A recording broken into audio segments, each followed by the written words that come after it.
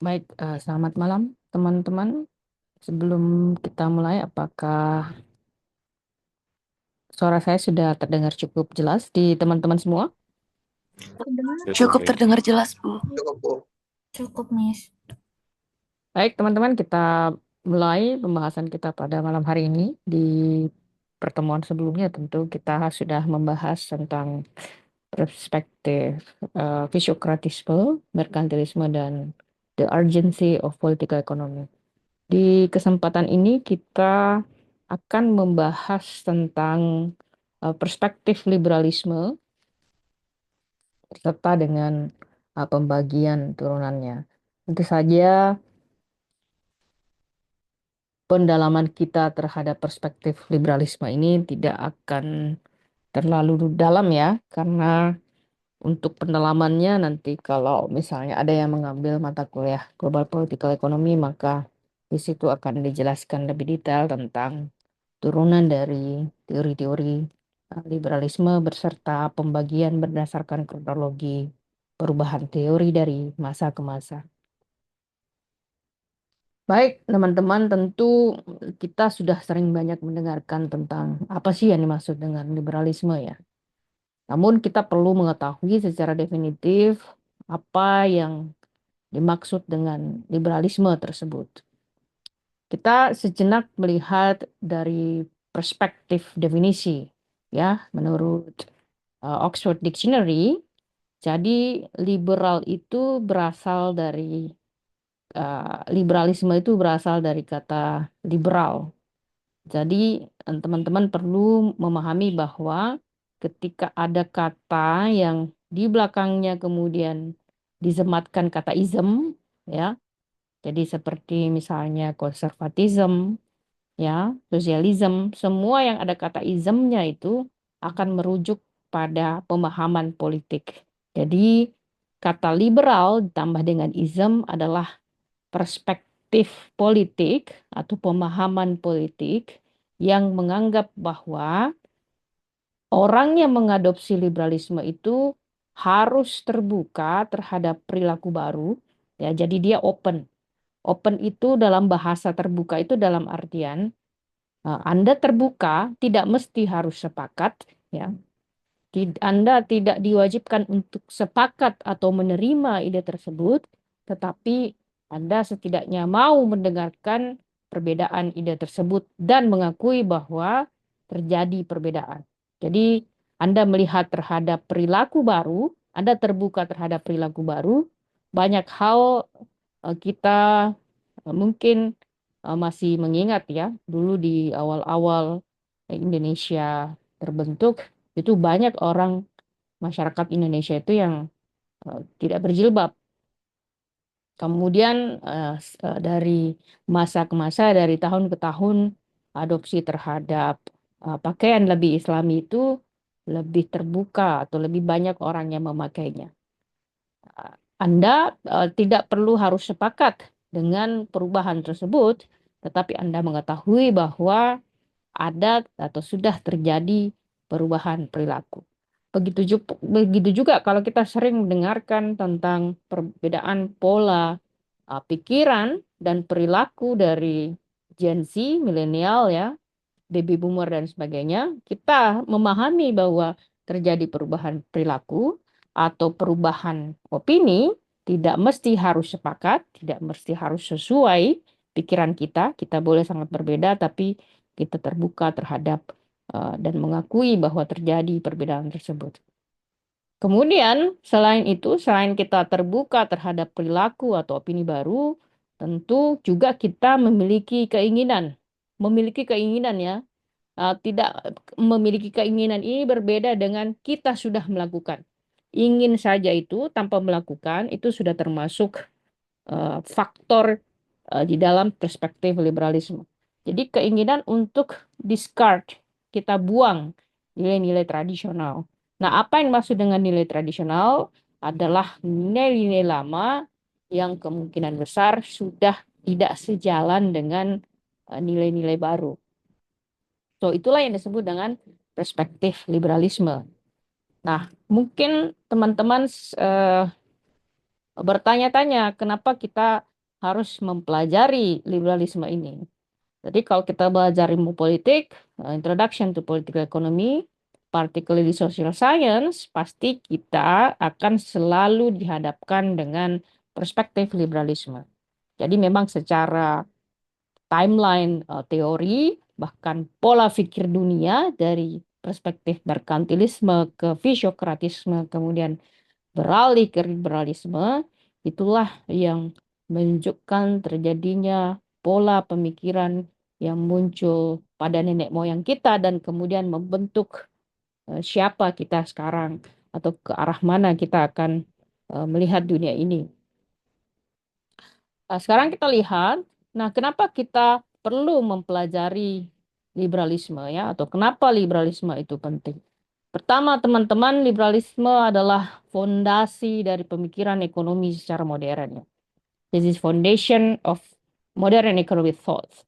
Jadi kalau kita lihat particularly, kalau kita bicara tentang perspektif liberalisme, yang paling harus dikuasai adalah perspektif classical liberalisme atau liberalisme klasik yang muncul di 1700-an, itu yang akan kita bahas nanti.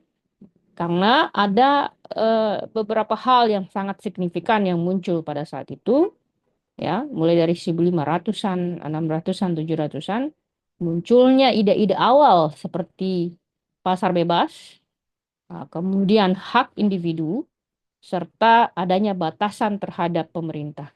Mungkin teman-teman berpikir, kenapa sih eh, perlu kita mempelajari batasan terhadap pemerintah? Teman-teman perlu tahu bahwa jika pemerintah itu memiliki campur tangan yang sangat besar, saya berikan contoh secara signifikan.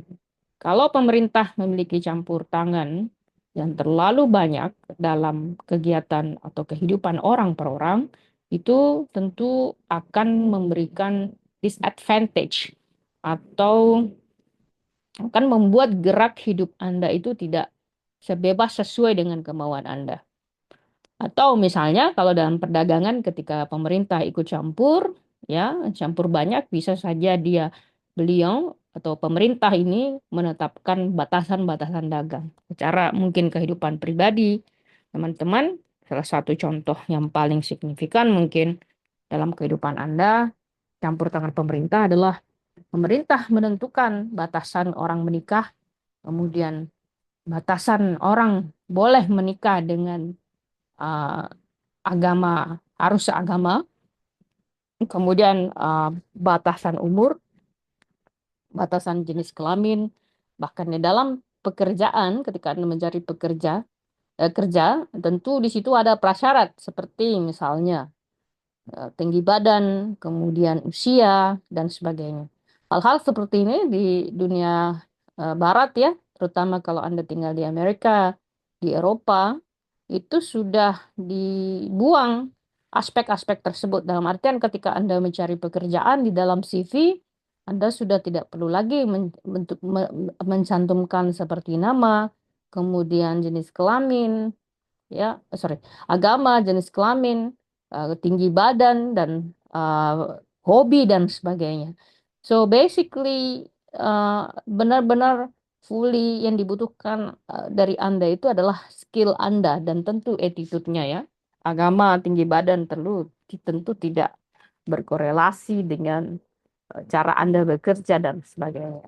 Itu dalam perspektif Western philosophy.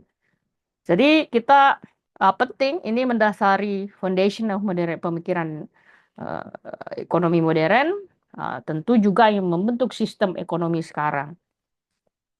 Kemudian yang kedua adalah prinsipal liberalisme ini dia membentuk atau mempengaruhi munculnya apa namanya kelembagaan global atau global institution.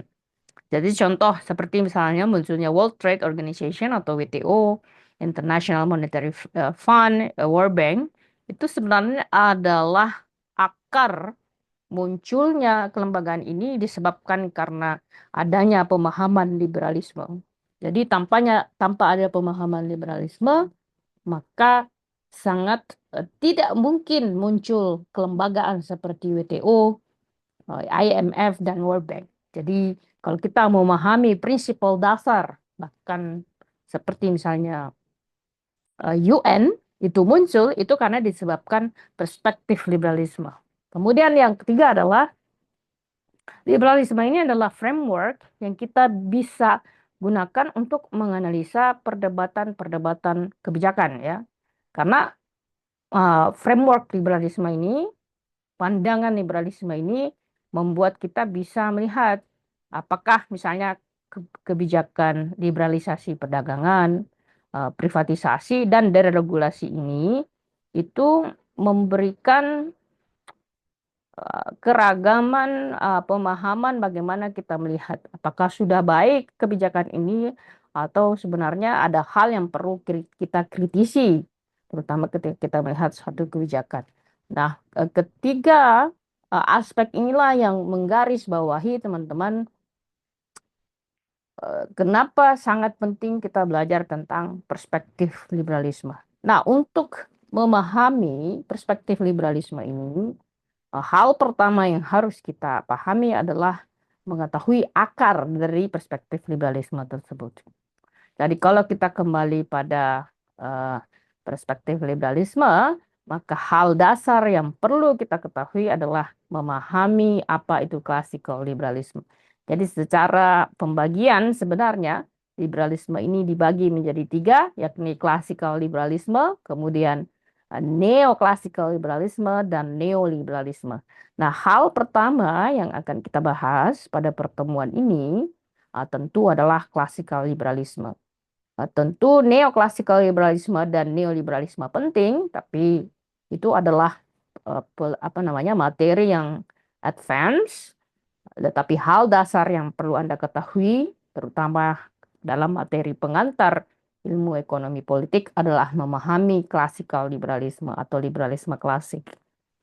Sekarang kita lihat dulu, ada dua pertanyaan utama di dalam liberalisme klasik atau classical liberalisme. Pertanyaan pertama adalah selalu menyangkut what is the proper role of the government? Jadi apa sih sebenarnya peran pemerintah itu? Apakah pemerintah harus ikut campur dalam kehidupan pribadi kita, menentukan misalnya menentukan kita menikah umur berapa, kalau di SD itu ditentukan seragamnya seperti apa, kemudian sangat mempengaruhi aspek-aspek dalam kehidupan kita. Mungkin Anda juga tahu ketika Anda masih ingat ketika terjadi COVID, Anda harus pakai aplikasi ya, dan aplikasi itu kan Anda masukkan KTP dan sebagainya, Anda membagi lokasi Anda, dan kemudian ketika Anda masuk mall kan harus scan tuh. Jadi itu kan sebenarnya adalah pemerintah sudah sangat mengetahui detik keberapa, jam keberapa, hari apa Anda ke mall atau Anda ke mana. Jadi pemerintah ini dalam tanda kutip sangat mengetahui pergerakan Anda. Nah, apakah harus sejauh itu misalnya pemerintah mencampuri apa namanya kehidupan pribadi Anda atau mengetahui kehidupan pribadi Anda atau misalnya kalau dalam perdebatan sekarang bahwa cara pemerintah untuk mengetahui gerak-gerik masyarakat bahkan mulai dari kapan dia berangkat, tabungannya berapa dan sebagainya itu bisa digunakan sebagai alat mata-mata yang kemudian kalau dalam bahasa negatifnya bisa digunakan untuk menjerat nanti jika ada kepentingan politik dan sebagainya. Itu secara perspektif negatifnya ya. Jadi kita bertanya what is the proper role of government? Jadi pemerintah itu harusnya tuh seperti apa ya. Kemudian pertanyaan yang kedua adalah apa sih yang mereka bisa lakukan atau harus lakukan dan apa yang seharusnya tidak mereka lakukan. Ya, jadi kalau kita melihat perspektif liberalisme itu banyak signifikansi perbedaan antara Indonesia, terutama kalau kita lihat di Amerika Serikat. Anda mungkin lihat di Amerika Serikat, orang sekolah itu atau berada di university, atau bahkan di lingkungan akademis itu mereka secara pakaian pun sangat terbuka. Mereka free to bebas untuk beropini dan pemerintah itu tidak meregulasi Ada yang meregulasi, tapi sekarang sudah mulai membebaskan regulasi, misalnya em, menikah di luar negeri itu tidak diatur menikah berbeda agama ya. Jadi bahkan mau beragama tidak beragama itu adalah pilihan pribadi seseorang.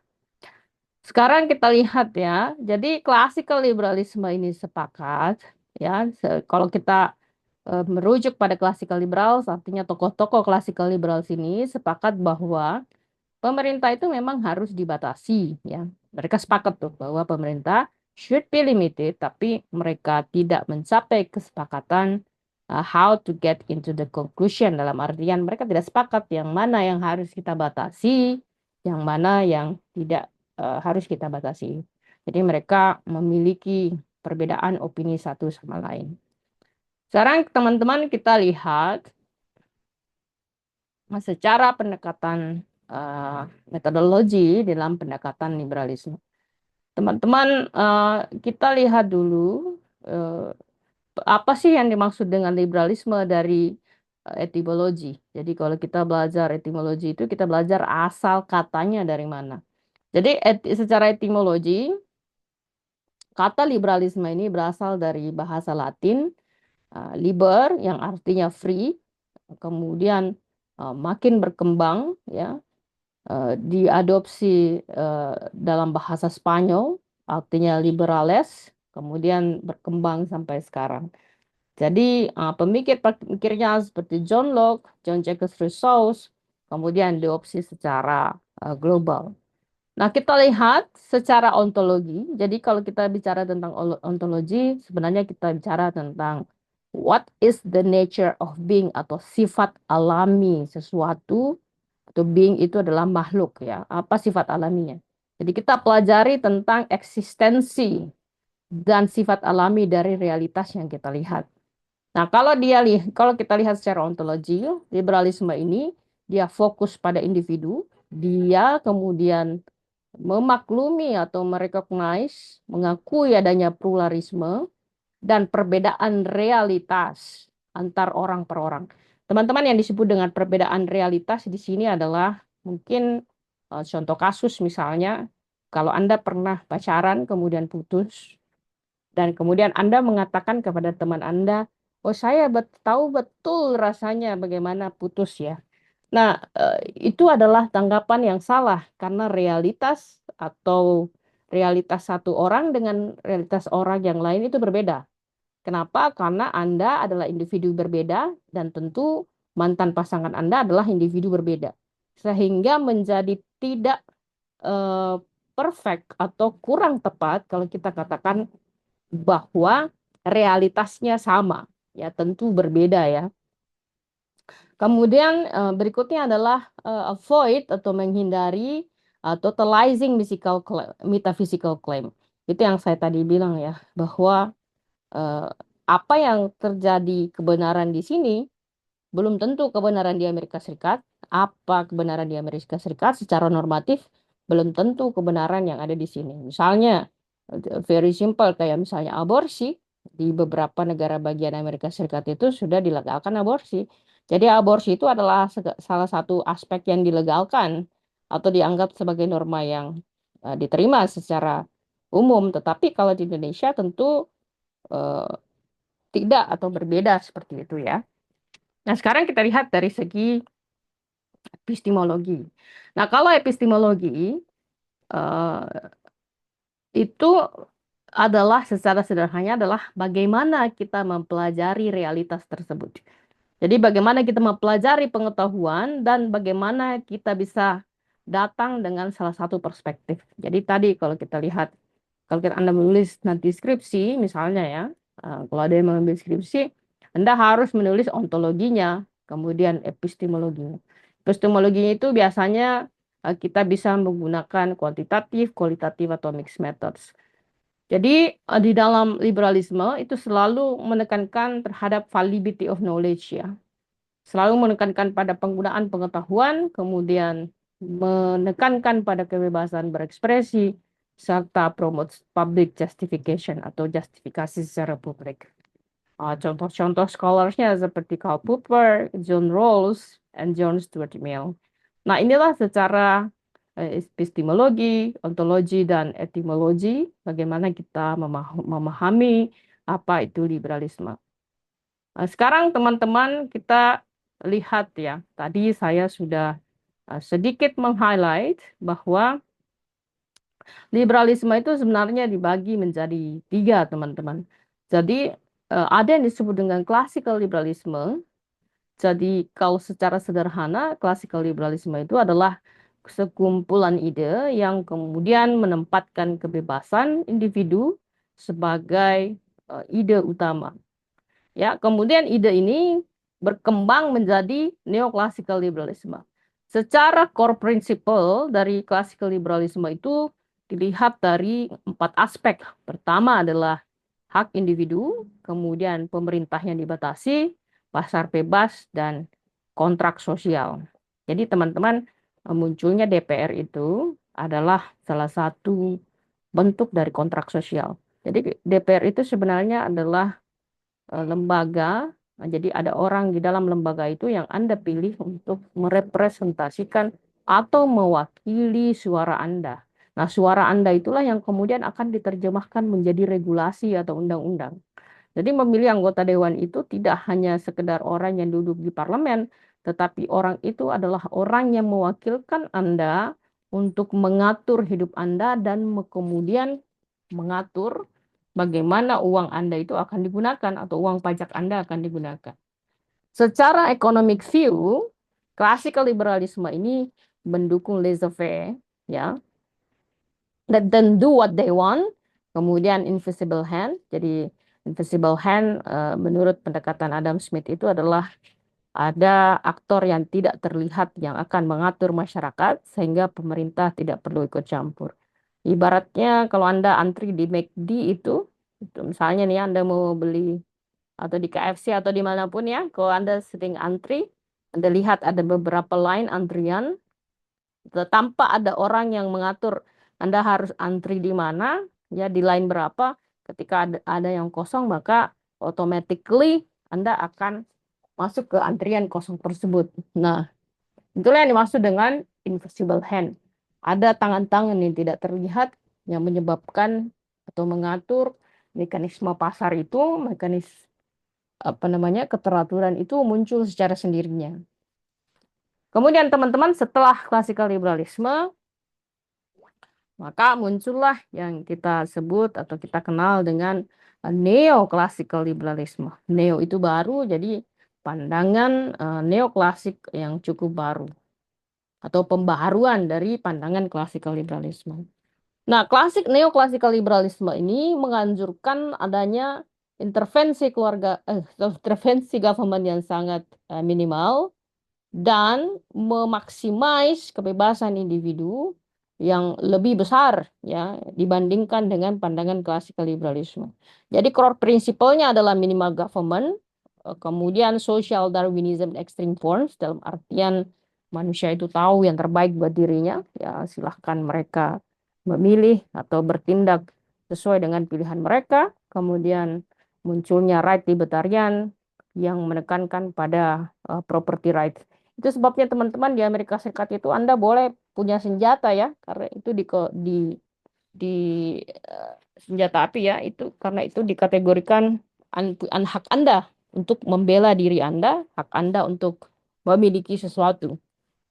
Kemudian dalam pandangan ekonomi itu advocates a small government, jadi menganjurkan adanya pemerintahan yang kecil, pasar yang terbuka, tetapi dengan mengintegrasikan aspek-aspek modern seperti misalnya hak untuk memiliki properti dan kebijakan-kebijakan moneter. Nah, pendekatan ini kemudian dari neoclassical liberalisme ini bergerak lagi atau pindah pada pandangan berikutnya yang merupakan revisi atau pengembangan dari pandangan neoclassical liberalisme yang kita kenal dengan neoliberalisme atau new economic liberalisme. Jadi neo-economic liberalisme ini menekankan pada privatisasi. Privatisasi itu dalam artian mereka tidak suka ada BUMN. Jadi mereka menekankan kecilnya campur tangan pemerintah di dalam ekonomi, ownership pemerintah juga dalam ekonomi dikecilkan. Kemudian terjadinya deregulasi dalam artian aspek-aspek yang diatur oleh pemerintah diusahakan untuk tidak diatur sehingga market lebih bebas. Kemudian globalisasi serta terjadinya market efisiensi atau efisiensi pasar. Nah, core principle dari neoliberalisme adalah privatisasi, kemudian deregulasi, mengurangi public spending. Public spending itu cuman teman contoh misalnya, Anda kalau di Indonesia itu kan biaya kesehatan ditanggung oleh pemerintah ya. Itu termasuk public spending. Kalau di Amerika Serikat itu biaya kesehatan itu ditanggung oleh pribadi karena mereka berpikir kesehatan itu tanggung jawab personal bukan tanggung jawab negara. Kenapa? Karena orang sehat itu yang membayar pajak tidak mau uang pajaknya dipakai sama orang yang sakit dengan alasan bahwa seharusnya orang yang sakit itu lebih bertanggung jawab terhadap kesehatannya, menjaga kesehatannya, tidak makan banyak, kemudian tidur yang cukup, tidak merokok, dan sebagainya. So, itu perbedaan perspektif. Kemudian berikutnya adalah kebijakan moneter. Jadi, secara pandangan ekonomi, neoliberalisme ini mendukung adanya pasar bebas, pajak yang rendah, kemudian privatisasi, kemudian pada saat melakukan itu juga mengurangi intervensi pemerintah di dalam ekonomi. Jadi tiga inilah aspek yang ada di dalam perspektif liberalisme. Nah, kita pada pertemuan ini tentu akan lebih mendalami apa yang dimaksud dengan classical liberalisme. Sekarang teman-teman kita lihat dulu ya. Eh, ada tiga tokoh mendasar kalau kita belajar tentang classical liberalisme. Jadi tokoh utamanya adalah Thomas Hobbes. Ya, Thomas Hobbes kita kenal dengan Hobbesian. Kemudian Sir Robert Filmer, ya. Eh, Kemudian ada John Locke, atau kita kenal biasa kita sebut dengan Lockean.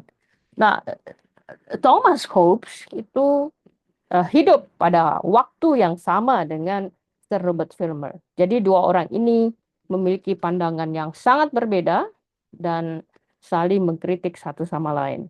Nah, Thomas Hobbes ini menulis buku Leviathan, mungkin Anda sudah pernah dengar. Di dalam pemikirannya Thomas Hobbes itu sebenarnya ada tiga ide utama dari Thomas Hobbes. Pertama adalah the social contract of government. Jadi harus ada kontrak sosial atau kesepakatan antara masyarakat dengan pemimpin ya atau pemerintah. Kemudian the state of nature atau sifat alami negara. Jadi menurut Thomas Hobbes ini sifat alami manusia itu adalah seperti binatang. Jadi manusia itu adalah binatang. Nah, manusia ini suka memiliki sifat yang jelek ya. Suka berperang. Karena sifat alami manusia ini suka berperang, maka sifat negara juga akan meniru sifat manusia. Jadi manusia ini adalah makhluk yang kompleks. Karena dia kompleks, maka perlu adanya central government atau pemerintah yang terpusat dan otoritas yang memimpin. Nah, di dalam bukunya ini ada beberapa model pemikiran atau ide-ide penting seperti misalnya state of nature. Jadi manusia itu sebenarnya dimotivasi oleh eh, keinginan mereka untuk memenuhi kepentingan mereka sendiri atau egoisme dan self interest mereka. Mereka kejam ya. Kadang-kadang mereka bersifat seperti binatang ya. Dan karena sifatnya itu kemudian muncullah ide kedua the state of war. Jadi sifat manusia yang punya kecenderungan untuk berkonflik dan insecure, ya, dia tidak confidence dengan dirinya, pengen mementingkan dirinya sendiri, maka ini yang menyebabkan terjadinya konflik all the time. Jadi kalau kita lihat sejak adanya manusia sampai sekarang memang selalu terjadi perang. Kemudian yang ketiga, the war all against all. Jadi tidak ada yang disebut dengan semuanya teman. Yang ada adalah kalau Anda jadi teman Anda atau teman saya atau Anda jadi musuh saya. You pick me to become my friends or you become my enemy. Jadi menurut pemikirannya Hobbesian itu seperti itu. Nah ini memiliki implikasi terhadap otoritas politik. Jadi jika tidak ada orang yang dihargai, memiliki otoritas, maka kemungkinan besar akan selalu terjadi konflik. Ya.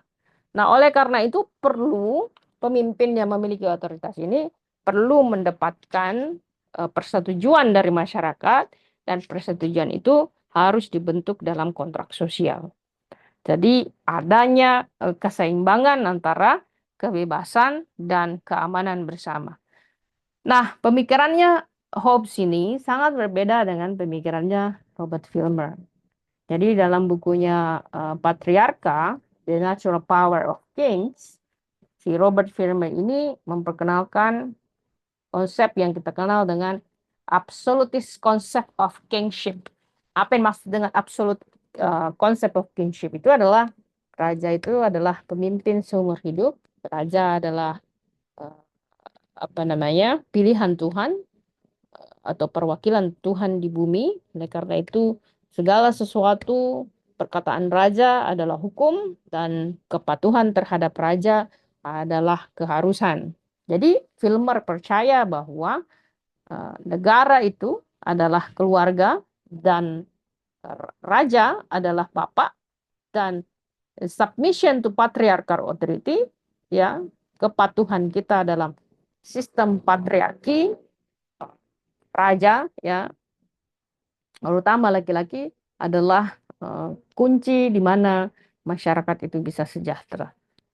Tentu ini kemudian terjadi perubahan ya. Dan ketika kemudian pemikiran Sir Robert Filmer ini sangat dikritik oleh pemikirannya John Locke. Di dalam bukunya Two Treatises of Government, dia menulis dalam buku itu, dia percaya, menurut John Locke ini dia tidak sepakat dengan Sir Robert Filmer. John Locke ini berpendapat bahwa setiap orang itu punya hak asasi manusia.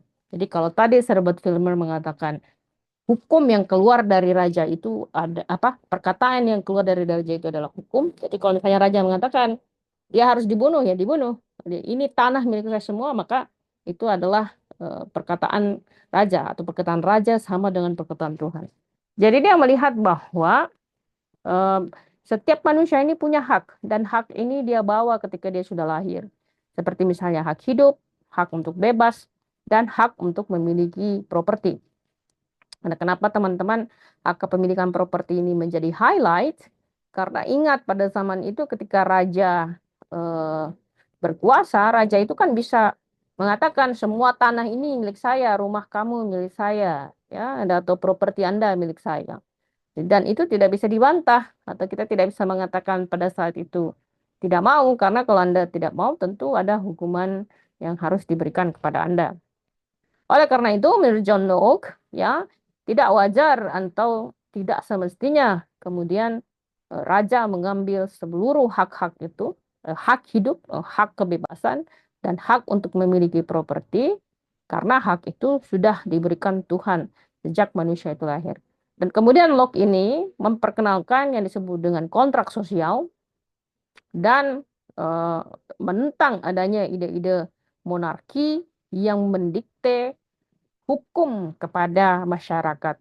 Nah, inilah teman-teman dari model sifatnya monarki kerajaan karena munculnya prinsip klasikal liberalisme ini yang kemudian memberikan inspirasi ya munculnya negara demokrasi, terutama pandangan Thomas Hobbes dan John Locke ini sangat mempengaruhi pembentukan konstitusi Amerika Serikat. Jadi Amerika Serikat itu adalah negara yang muncul dan dibentuk berdasarkan pendekatan klasikal liberalisme.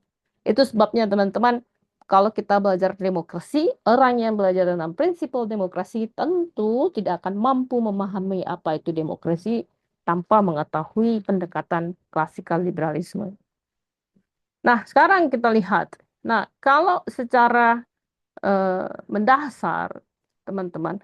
Akar dari classical liberalisme itu sebenarnya sangat didominasi oleh English philosopher.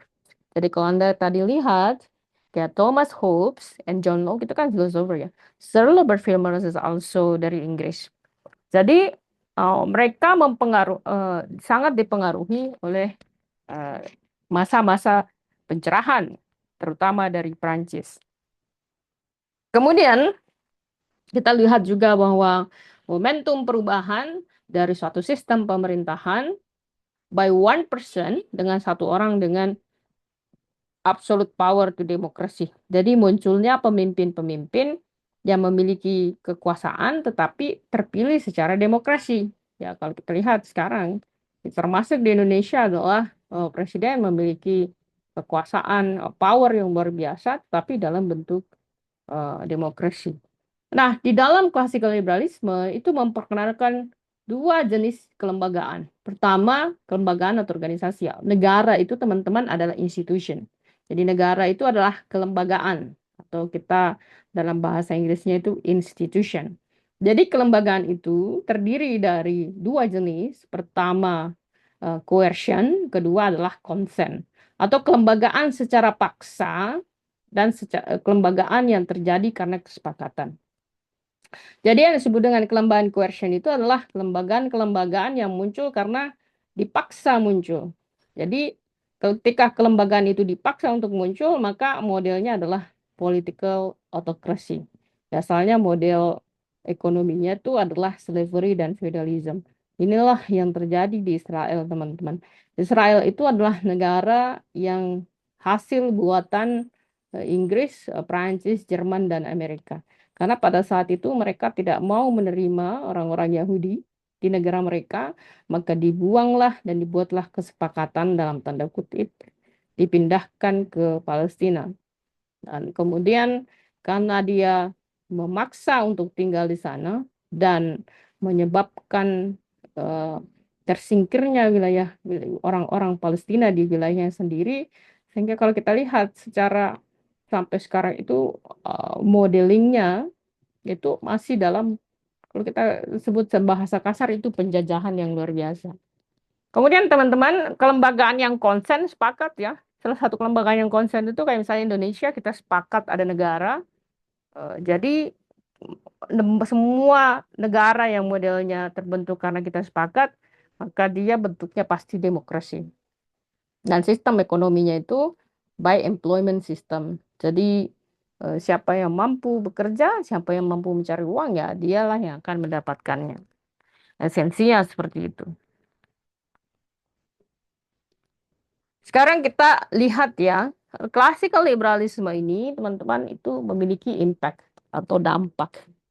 Jadi sekali lagi kalau kita lihat secara definitif ya, jadi classical liberalisme ini bisa didefinisikan sebagai uh, filosofi politik dan ide yang kemudian berakar dari liberalisme yang menekankan pada tadi ya kebebasan individu dan menekankan batasan intervensi dari pemerintah dan hak kepemilikan terhadap properti.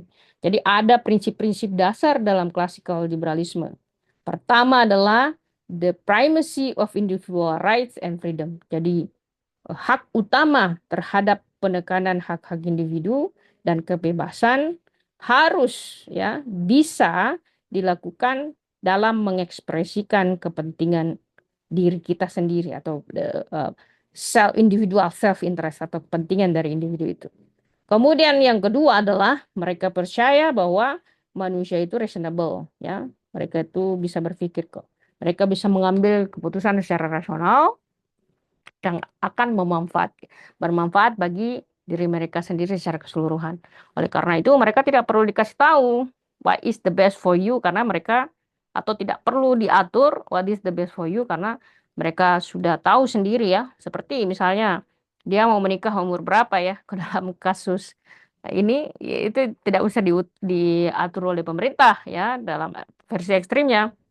Kenapa? Karena mereka pasti individu itu tahu. Misalnya dia eh, harus menikah di misalnya kalau kita kan diatur ya batasan usianya ya. Tidak mesti diatur dalam batasan usia misalnya. Kemudian kebebasan ekonomi ya yang melibatkan hak untuk kita memiliki properti, hak kepemilikan properti dan pasar bebas. Jadi kita boleh membeli apapun yang sesuai dengan keinginan kita. Kemudian perlindungan pada hak-hak sipil, kemudian batasan konstitusi kepada pemerintah. Nah, inilah prinsip dasar dari klasikal liberalisme. Dan ini memiliki dampak politik, juga dampak secara perubahan ekonomi. Nah, perubahan politik yang terjadi berdasarkan dari pemikiran klasikal liberalisme ini adalah munculnya demokrasi. Jadi munculnya negara demokrasi itu ada karena ada pemahaman klasikal liberalisme. Kemudian hak-hak perempuan, perubahan sistem kelas ya, yang ada tadi adalah kelas buruh, ya, kemudian slavery ya, perbudakan dan sebagainya. Kemudian munculnya separation of power. Jadi trias politika teman-teman.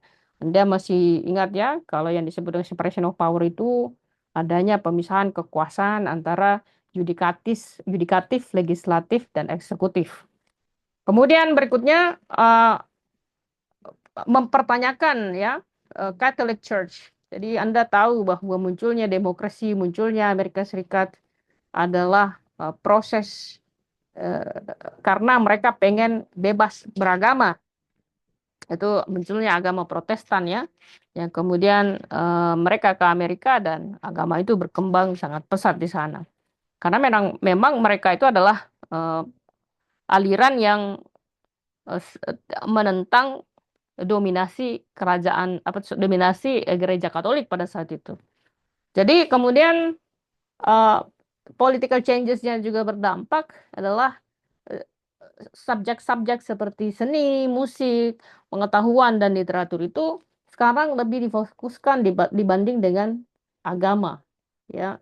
Kenapa? Jadi Anda lihat mungkin di Eropa itu, di negara-negara Barat itu sudah lebih sekuler sekarang. Mereka lebih fokus pada logik ya, penggunaan logika daripada kepercayaan. Dan itu juga Anda lihat agama, terutama di Western itu negara-negara Barat itu bukan hal yang penting begitu. Yang penting itu seni, sains, ilmu pengetahuan, musik dan sebagainya.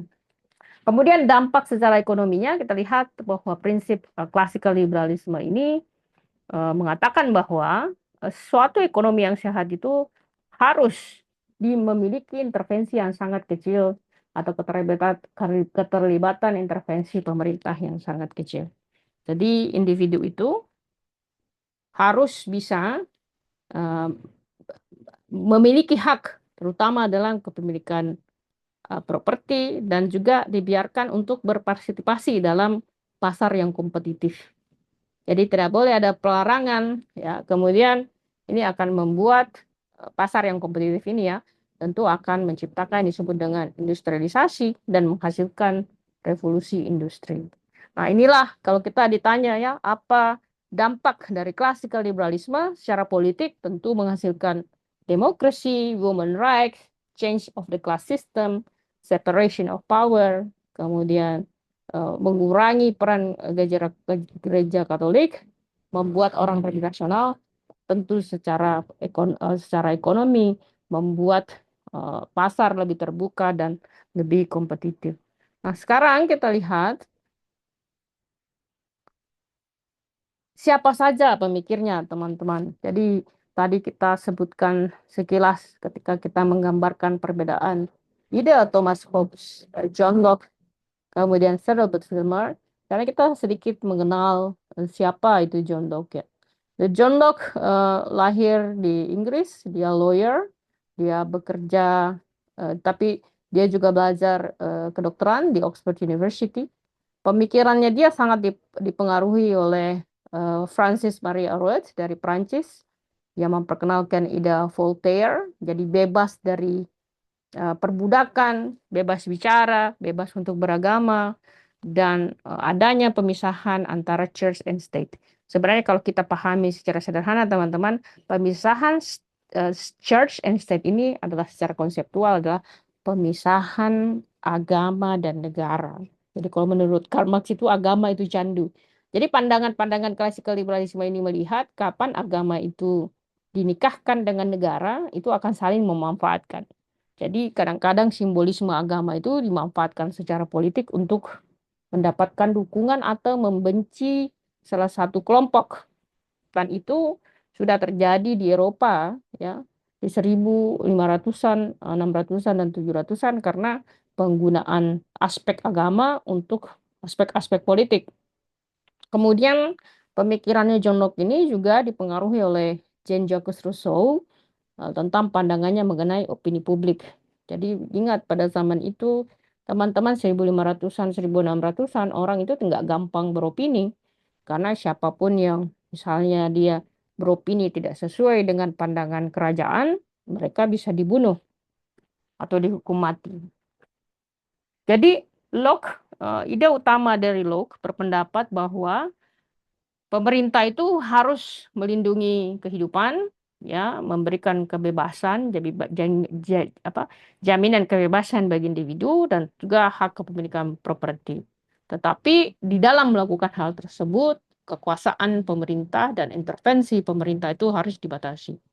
Oleh karena itu juga melalui pemikirannya dia memperkenalkan ide yang disebut dengan egalitarianisme. Jadi ada isem di sini, berarti perspektif politik egaliter, ya, orang-orang yang melihat bahwa semua manusia itu sebenarnya sama. Raja dan masyarakat biasa itu sama. Mereka sama-sama manusia artinya mereka memiliki hak yang sama. Ya, meski tugasnya berbeda, haknya sama, tugasnya berbeda. Kita lihat ya, dia juga adalah bapak dari pemikiran liberal. Jadi Locke ini memperkenalkan ide natural of law atau hukum alami, kemudian kontrak sosial, toleransi agama, dan hak untuk uh,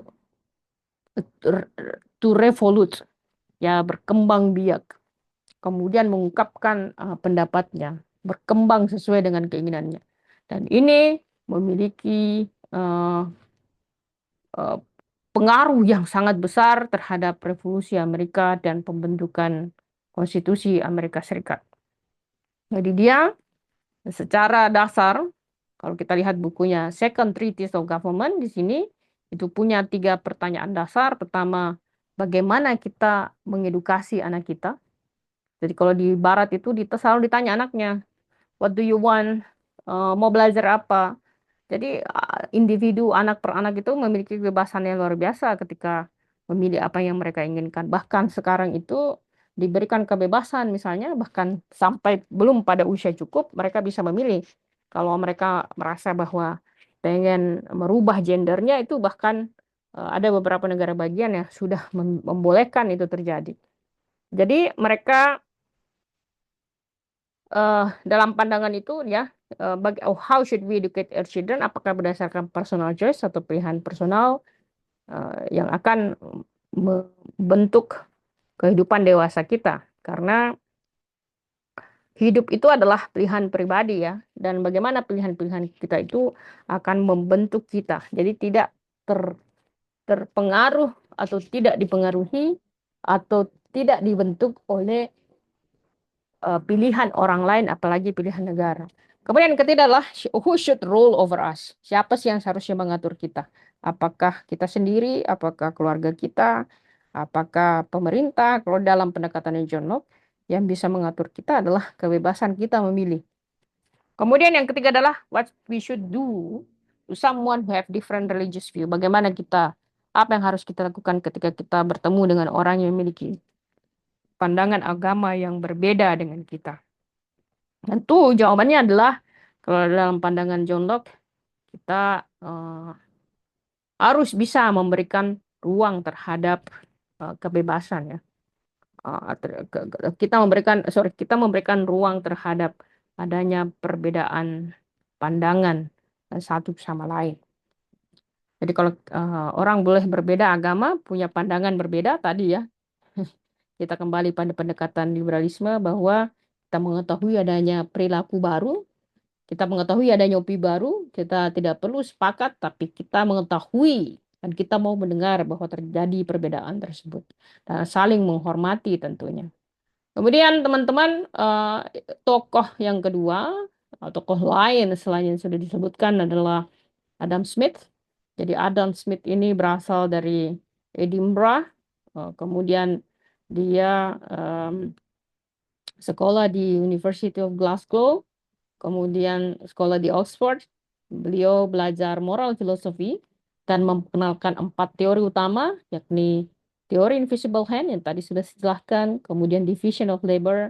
Division of labor itu adalah pembagian kerja sesuai dengan tanggung jawab. Misalnya ada manajer, ada bidang produksi, bidang sales, ada bidang apa namanya, marketing dan sebagainya ya. Kemudian dia memperkenalkan juga sistem pasar yang disebut dengan kapitalisme. Dia juga memperkenalkan prinsip pasar yaitu free market. Dia memperkenalkan juga laissez-faire.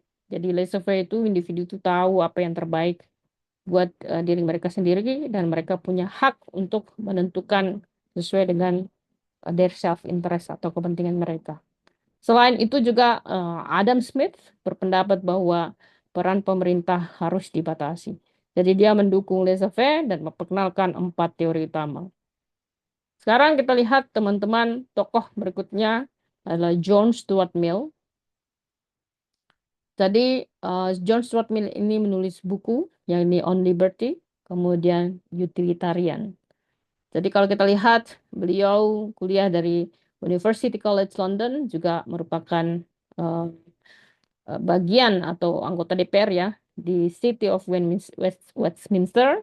Dia punya 4 ide yakni freedom atau individualism, kemudian freedom kebebasan itu harus dilindungi, kemudian ketiga pemerintah harus melindungi tenaga kerja, kemudian 4 kebebasan hanya boleh dibatasi jika kebebasan itu melanggar hak orang lain. Seperti contoh teman-teman, kalau Anda tinggal di rumah, kemudian Anda putar dangdutan mengganggu tetangga Anda, itu berarti hak Anda sudah melanggar hak orang lain. Orang lain punya hak untuk tidak diganggu ya dengan kebisingan dan sebagainya. Kemudian kelima adalah beliau memperkenalkan ide yang disebut dengan utilitarian perspektif. Nah, apa yang maksud dengan utilitarian perspektif, teman-teman? Secara sederhananya, sebenarnya pemikiran utilitarian itu adalah Anda tidak bisa membahagiakan semua orang. Jadi ketika membuat kebijakan itu, pasti kebijakan itu akan ada dampak negatifnya. Yang penting dalam pendekatan utilitarian itu, orang yang terkena dampak negatif ini itu bisa dibantu. Jadi kalau contoh misalnya teman-teman, kalau pemerintah buat kebijakan, let's say penghapusan subsidi, kalau masih Anda ingat ya, konversi minyak tanah, atau mungkin Anda masih terlalu kecil, konversi minyak tanah ke gas, ya, itu tentu ada orang yang tidak suka kebijakan tersebut karena terdampak. Atau let's say mereka lebih kompornya sudah yang banyak dibeli itu adalah kompor minyak tanah, kemudian tiba-tiba harus beralih ke gas. Nah, itu kan ada orang yang terugikan ya, ada aspek material juga di situ dan sebagainya. Tetapi yang penting adalah pemerintah punya cara untuk mengatasi orang-orang yang terdampak ini, misalnya yang tidak memiliki kompor gas, kemudian diberikan kompor gas secara gratis supaya tidak terlalu membebani mereka, disesuaikan dengan kemampuan ekonomi mereka ya. Kemudian pendekatannya John Mill ini sangat berkaitan dengan pendekatan empiricism ya. Empirism itu dalam artian membuat kebijakan itu harus ada datanya, harus ada data empirisnya. Kemudian dia memperkenalkan pendekatan utilitarian, menekankan pendekatan utilitarian dalam artian ya dalam satu kebijakan jangan sampai kepentingan satu orang kemudian mengorbankan kepentingan banyak orang. Oleh karena itu, harusnya kebijakan itu adalah menyenangkan bagi semua orang, meskipun ada sebagian kecil yang terdampak dari kebijakan tersebut. Kemudian dia juga memperkenalkan disebut dengan konsekuensialism atau konsekuensi, kemudian psikologisme dan classical liberalism. Kita lihat teman-teman apa sih yang dimaksud dengan principal type of consequentialism atau ada 3 tipe konsekuensialisme. Konsekuen itu adalah hasil ya, dampak atau hasil. Sekarang kita lihat ada yang dimaksud dengan ethical egoism. Yang disebut dengan ethical egoism itu teman-teman just for me, hanya buat saya. Ya, jadi konsekuensinya hanya untuk saya. Jadi ethical egoisme ini mengklaim bahwa saya secara moral itu melaksanakan sesuatu hanya jika hanya itu eh, memiliki manfaat buat diri saya sendiri. Itu yang disebut dengan ethical egoism. Jadi principal type of consequentialism ini diperkenalkan oleh John Stuart Mill. Kemudian group consequentialism atau just for my group. Jadi konsekuensi ini hanya untuk grup saya, bangsa saya, dan pengikut-pengikut saya. Jadi prinsipal ini uh, may in one respect conflict our common sense view of the group. Kadang-kadang kita melihat sekelompok grup itu melakukan sesuatu hanya untuk kepentingan mereka sendiri. Seperti contoh, Anda mungkin masih ingat grup-grup agama di Jakarta itu apa nama organisasi-organisasi yang mengatakan dirinya atas organisasi agama tertentu tapi melakukan perusakan. Jadi mereka melaksanakan hal tersebut karena hanya untuk egoisme kelompoknya. Nah, kemudian dia juga memperkenalkan prinsip ketiga atau utilitarian. Jadi untuk semua orang meskipun ada konsekuensi kecilnya. Ini berlaku bagi semua dan all sentient beings atau semua orang atau semua makhluk yang memiliki perasaan atau bisa merasakan. Baik itu tidak hanya manusia tapi bisa juga pada hewan. Jadi ada levelingnya. Apakah Anda melakukan sesuatu berdasarkan egoisme pribadi, egoisme grup, atau Anda melakukan sesuatu itu berdasarkan dari pendekatan utilitarian. Sekarang kita lihat teman-teman eh, apa sih yang kita bisa ambil ya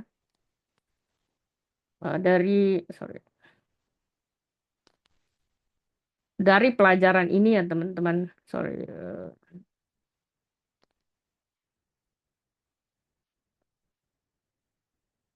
I lost.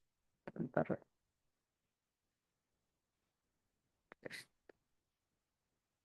No? Bentar, saya kembali dulu.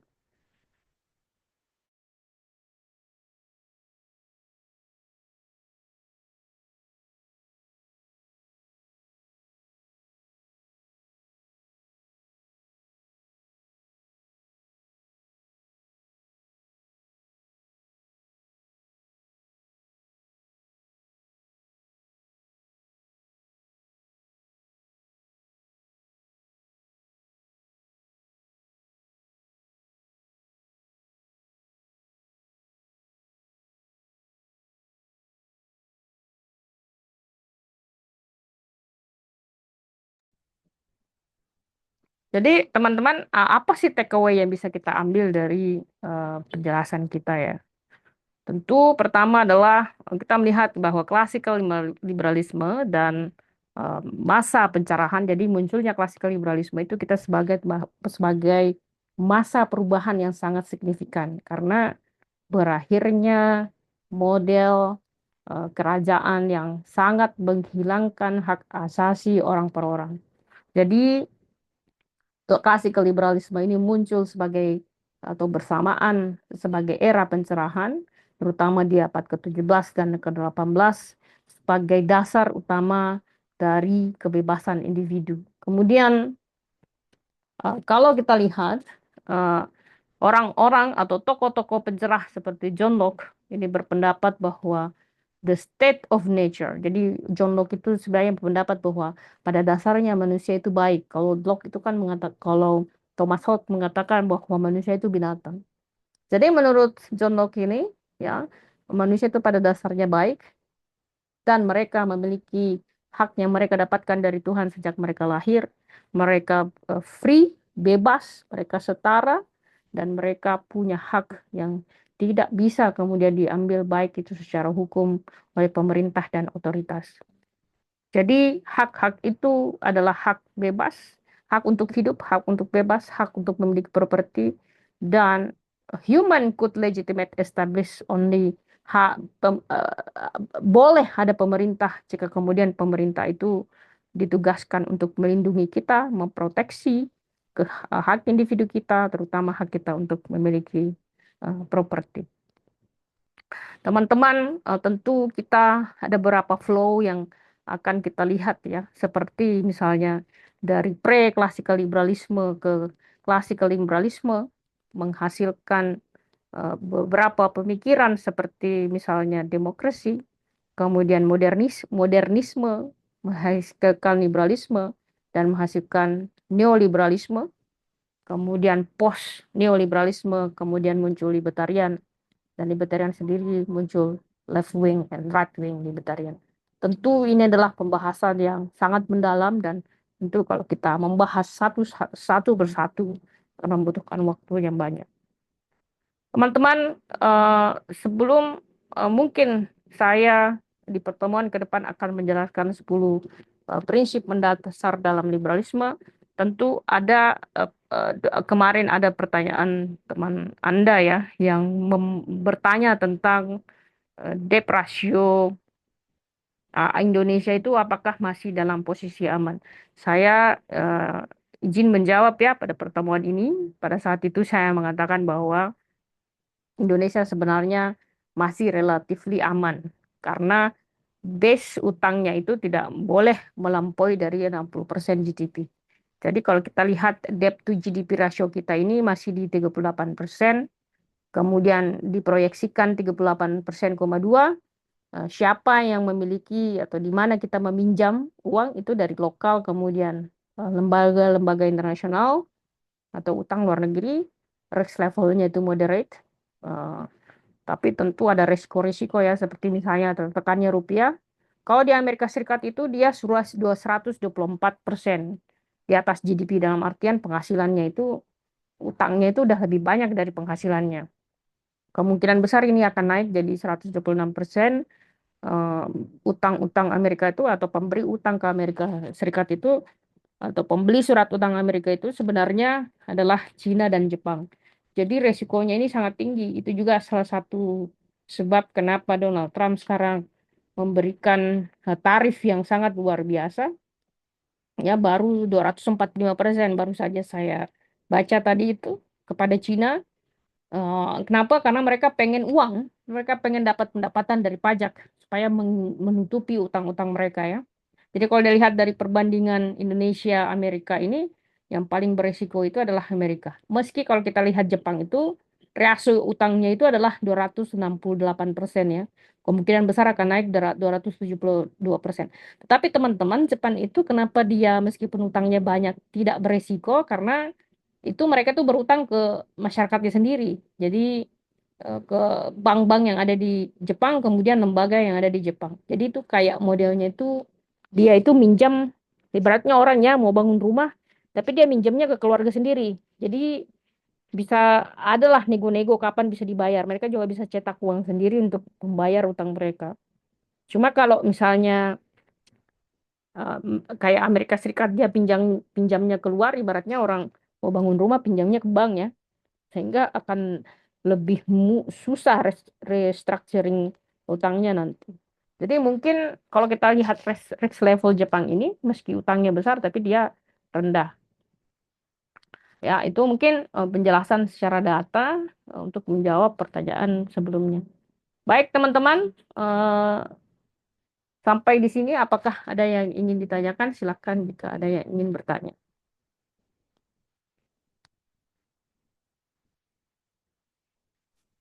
Mungkin saya ingin bertanya mengenai kalau pandangan classical liberalism terhadap subsidi berarti nggak boleh ya? Atau bagaimana? Misalnya pemerintah itu bail out ataupun memberi subsidi kepada perusahaan yang udah hampir bangkrut itu. Jadi apakah kalau classical liberalism berarti nggak boleh ya gitu untuk memberi subsidi kepada let's say bank-bank yang ingin bangkrut ataupun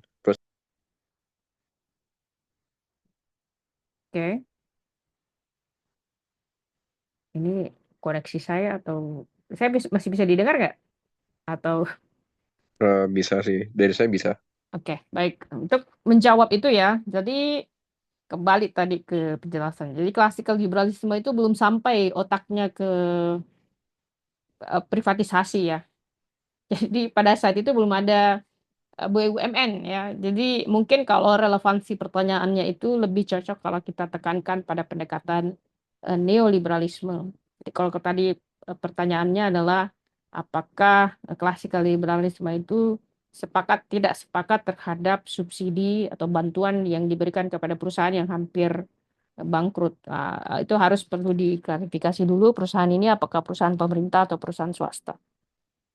Kalau pribadi yang Mbak, misalnya itu kalau pribadi tapi memberi manfaat ekonomi yang banyak gitu kayak too big to fail gitu. Kayak, bagaimana? too big to fail, perusahaan pribadi ya. Iya, Uh, I pribadi. don't I don't think that works kecuali perusahaan pribadi itu listing di bursa ya. Kalau dia Hmm. listing di bursa kan berarti ownership-nya sudah tidak dikatakan pribadi, tapi dia sudah banyak stakeholders-nya, udah banyak pemegang sahamnya. Kalau pribadi I don't think so. Kecuali dia listed, ownership-nya sudah dimiliki oleh banyak orang, dalam artian dia mungkin pemegang pemegang saham mayoritas, let's say 50% lebih, baru kemudian jika dia berdampak, kalau di Indonesia kan dilindungi ya. Tentu saja perlu pembicaraan lebih lanjut berapa proporsi yang bisa dilakukan oleh pemerintah. Mungkin salah satunya kayak misalnya penangguhan pembayaran utang atau restrukturisasi utang dan tentu ada mekanisme-mekanisme secara finansial bagaimana kepemilikan saham ini tidak merugikan terlalu banyak orang. Mungkin seperti itu, Bogi. Oh, berarti kalau berarti classical liberalism berarti juga masih mengenal pasar uang ya berarti ya, investasi begitu ya berarti. Belum. Jadi kalau Hmm. kita lihat perspektif modern banking itu baru muncul di awal 1900-an. Belum ada. Kalau kita bicara klasikal liberalisme ini tahunnya itu 1500, 600, 700. Jadi belum ada yang kita bayangkan seperti sekarang itu belum ada pada saat itu. Baru kalau kita bicara neoliberalisme yang sekarang ini ya baru bisa kita kategorikan. Jadi kalau kita pelajari pembahasan neoliberalisme, baru kemudian menjadi relevan untuk kita jadikan sebagai case study. Hmm. Oh, oke ya. Terima kasih, Mbak. Thank you. Ada lagi yang lain? Silahkan. Jadi kenapa selalu Bugi yang bertanya? Mungkin yang lain ada yang ingin beropini, silahkan ya teman-teman. Tidak perlu takut dan you don't have to feel akan dijudge ya. Kita bebas aja berpendapat ya, tidak perlu berpikir bahwa saya salah atau tidak. It's a free of opinion. Kembali pada prinsip liberalisme ya. Kita terbuka terhadap pandangan meskipun sangat berbeda. Anda boleh sangat berbeda dengan pandangan saya, it's up to you. As long as you have evidence ya. Kita tidak mesti harus sepakat ya. Kita boleh sangat berbeda. Namanya juga belajar ya, dan belajar itu harus very open minded. Silakan teman-teman jika ada yang ingin ditanyakan. Kalau tidak, teman-teman, ada hal yang perlu saya jelaskan sebelum kita mengakhiri pertemuan kita adalah tentang ujian ya. Eh, jadi kita masih ada satu kali pertemuan minggu depan sebelum kita ujian akhir, ujian pertengahan ya. Jadi ujian itu soalnya akan saya nanti kasih di Google Classroom. Anda punya waktu untuk mengerjakannya, dikerjakan secara berkelompok. Kemudian minimal anggota kelompok itu 4 ya, 4 orang. Sorry, maksimal 4 orang. Jadi jika ada yang kurang daripada itu boleh 3 ya. Silahkan Anda pilih anggota kelompok Anda, feel free to choose by yourself. Nanti kemudian tugas Anda itu Anda disuruh buat presentasi dalam bentuk video, nanti diupload di YouTube dan linknya itu akan Anda perlu cantumkan di Google Classroom beserta dengan nama-nama anggotanya. Nanti akan saya berikan case study dan Anda perlu membuat itu dalam bentuk video ya, menjelaskannya menggunakan teori yang ada ya, dan disubmit sebelum ujian atau tanggal ujian. Jadi saya akan memberikan Anda jauh lebih awal soalnya supaya Anda punya waktu untuk mengerjakan karena Anda kan ya, berbeda dengan kelas reguler ya. Karena Anda dianggap sebagai orang yang memiliki pekerjaan pada siang hari. Tentu timeline-nya juga akan berbeda, kebijakan juga berbeda. Sampai di sini teman-teman, apakah ada yang ditanyakan? Silahkan. Untuk berapa lamanya bagaimana ya? Berapa lama videonya, ketentuannya? Wah, maksimal 15 menit. Sebaiknya Mas. maksimal 15 Hmm, menit. Sebaiknya hanya 10 menit ya. Oke, 10 sampai 15 menit. Oke. Ya. Berarti Miss mohon maaf di video nanti itu konsepnya presentasi kita memaparkan bergantian atau sistemnya diskusi?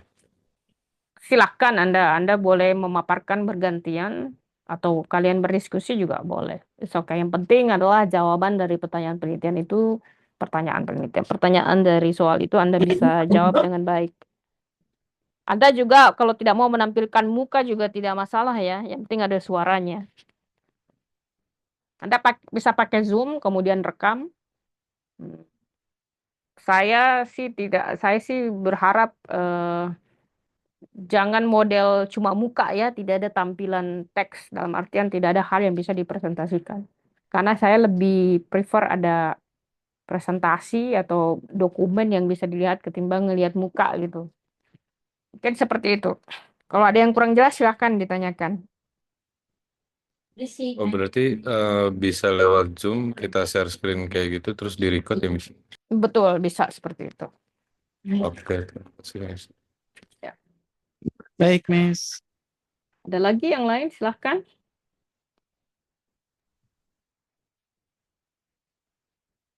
Baik teman-teman, kalau tidak ada, sebenarnya sih kalau Anda mau melanjutkan kuliah juga boleh-boleh aja ya. Tapi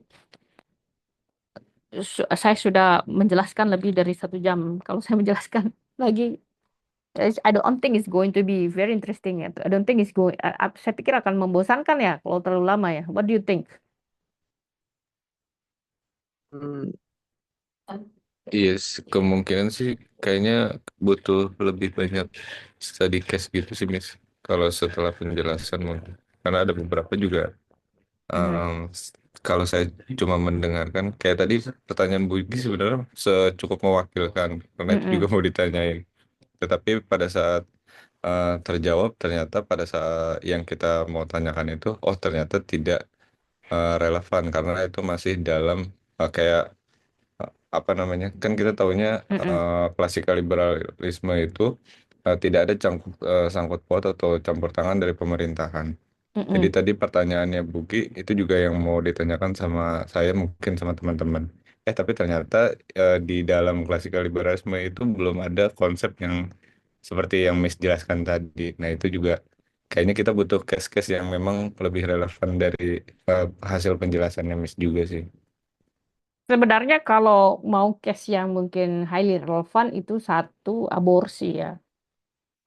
Jadi kan pertanyaannya adalah apakah aborsi itu boleh atau tidak. Kemudian kalau aborsi itu kan penjelasannya gini. em, Hak bayi di dalam kandungan itu, ini hanya case tadi ya. Bayi di dalam kandungan itu sebenarnya apakah punya hak atau tidak? Kan dia belum lahir. Kalau dia belum lahir berarti dia nggak punya hak. Artinya ibunya yang punya hak. Kalau ibunya mau menggugurkan dalam bahasa kasarnya membunuh anaknya di dalam kandungan itu, kalau dalam perspektif kita kan bicara tentang hak hidup ya. Di dalam perspektif John Locke itu kan semua orang yang lahir itu punya hak hidup. Lahir ya. Ini kan anak belum lahir. Nah, kalau kita ikut perdebatan sekarang, kalau di Indonesia, orang itu dilarang untuk melakukan aborsi karena dianggap sebagai tindakan pembunuhan. Jadi boleh melakukan aborsi jika eh, ada nyawa yang terancam di situ. Misalnya nyawa ibunya terancam dalam faktor kesehatan, itu boleh melakukan aborsi. Tapi jika tidak eh, ada yang terancam dan melakukan aborsi, maka dianggap sebagai tindakan ilegal karena dia menghilangkan nyawa. Jadi dalam kategori pembunuhan. Nah, kan pertanyaannya adalah ada beberapa case study yang mungkin secara simple, contoh misalnya teman-teman, uh, orang hamil, perempuan yang hamil akibat perkosaan. Jadi dia tidak bisa, uh, ya dia tidak mau mempertahankan anak itu. Jadi kalau dia di luar negeri boleh digugurkan kandungannya, karena kalau dalam prinsip yang diakui, particularly kalau kita merujuk pada pendekatan di Amerika Serikat itu, hak liberalisme ini, hak melekat pada diri seorang itu adalah ibu itu, anak yang di dalam apa namanya kandungannya itu belum punya hak karena hak ibunya. Jadi dalam artian perempuan ini yang hamil itu adalah badannya dia, ya. Jadi bisa melakukan semaunya dia, apa yang bisa dia lakukan, they can choose for themselves. Tapi kita yang tadi ya, kalau kita pakai pendekatan uh, public justification seperti tadi sudah kita jelaskan, kebenaran yang ada di Amerika dengan kebenaran yang kita pahami itu kan berbeda. Jadi pandangan ini boleh dia menjadi relevan di Amerika Serikat, menjadi tidak relevan di Indonesia. Karena kita dalam perspektif liberalisme itu sangat dikawinkan dengan pendekatan agama. Jadi perspektif agamalah ini yang kemudian menjadi apa ya, kontras view terhadap perspektif liberalisme di Indonesia. Nah, jadi itu mungkin yang bisa juga menjadi case study kalau teman-teman pengen melihat ya, salah satu yang highly relevan. Kemudian hak kepemilikan. Kalau kita lihat di Korea Utara itu kan tidak ada kepemilikan properti. Jadi tanah, gedung, bahkan beras itu dijatah oleh pemerintah. Semuanya dikasih oleh pemerintah. Ibaratnya misalnya pemerintah kasih sapi, sapi itu ada nanti anaknya, produce milk dan sebagainya, dikasih kembali ke pemerintah, kemudian pemerintah beri jatah kepada orang tersebut. Jadi mereka tidak memiliki hak untuk memiliki properti, lahan, tanah, dan sebagainya tidak punya hak. Nah ini kalau kita kembalikan ke Indonesia, misalnya nih ya, yang menjadi perdebatan itu adalah apakah orang asing boleh punya hak properti, bisa beli nggak rumah tanah di Indonesia? Karena kalau dia tidak bisa membeli tanah di Indonesia, berarti kan itu membatasi hak orang untuk memiliki properti. Jadi itu yang bisa jadikan sebagai perdebatan. Tetapi yang perlu teman-teman pahami adalah kalau kita belajar klasikal liberalisme, pandangannya itu masih sebatasan normatif. Karena kan namanya juga tahun 1500, 600, 700 itu ya pasti tidak akan sama lah ya pemikiran yang kita punya sekarang. Kan tentu tidak menjadi tidak terlalu kompleks. Tapi mungkin yang bisa menjadi refleksi apa yang terjadi di tahun itu adalah apa yang terjadi di Korea Utara sekarang, di mana negara itu memiliki kontrol yang luar biasa, yang ada itu ownership negara, tidak ada ownership individu. Itu mungkin yang bisa menjadi pandangan pembanding ya, yang bisa kita lihat kira-kira tahun itu seperti apa sih kalau kita lihat secara kontekstualnya sekarang. Kayak teman-teman silahkan ya kalau ada gitu ya,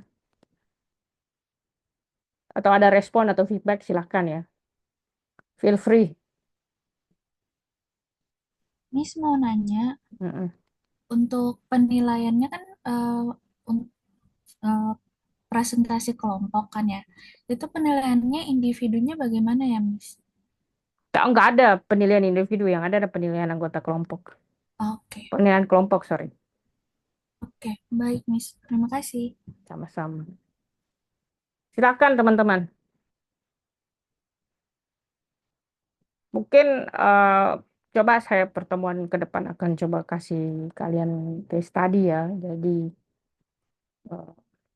tuh make it like more deeper. Saya coba lihat di pertemuan ke depan itu kita akan belajar tentang 10 core principle dalam perspektif klasikal liberalisme. Sebenarnya teman-teman, pengantar ilmu ekonomi politik itu adalah dasar. Jadi kalau dasar itu tidak akan kita sampai membahas yang very deep. Di dalam mata kuliah ini kita akan belajar tentang neoliberalisme, eh, bagiannya, tapi itu tidak akan sedalam dengan pendekatan kalau kita bahas tentang global political economy, karena di sana itu jauh lebih dalam. Memang kalau di kelas itu kalau Anda ikuti model kelas reguler, dia lebih interaktif. Permasalahannya memang kalau kita online itu dia ada batasan-batasan yang apa ya, karena kita tidak saling melihat ya, meskipun juga kita nyalakan videonya itu uh, internet laggingnya itu bisa muncul. Jadi mungkin kalian bisa lebih interaktif ya. Kalau pengen bertanya silahkan aja. Misalnya kalaupun Anda tidak sepakat juga silahkan Anda boleh tidak sepakat atau ada yang ingin ditanyakan silahkan yang kita diskusi secara terbuka. Baik teman-teman, ada? Kalau tidak ada mungkin kita bisa mengakhiri karena semuanya diam sepertinya. Cukup sepertinya, Miss. Miss, Silakan. Liani, silakan Liani. seperti yang tadi disampaikan Bang Jalu sih, Miss, untuk saat ini cukup dari tadi yang pertanyaannya Bugi juga sama yang sudah disampaikan oleh Ibu. Betul. Baiklah teman-teman kalau seperti itu ya. Eh, saya cukupkan pertemuan kita sampai malam hari ini. Terima kasih banyak atas waktunya. Sampai ketemu minggu depan. Baik. Bye everyone. Terima kasih. Terima kasih, Bye, Miss. Thank Miss. you. Good evening. Good evening. Thank you, Miss. Okay, thank you.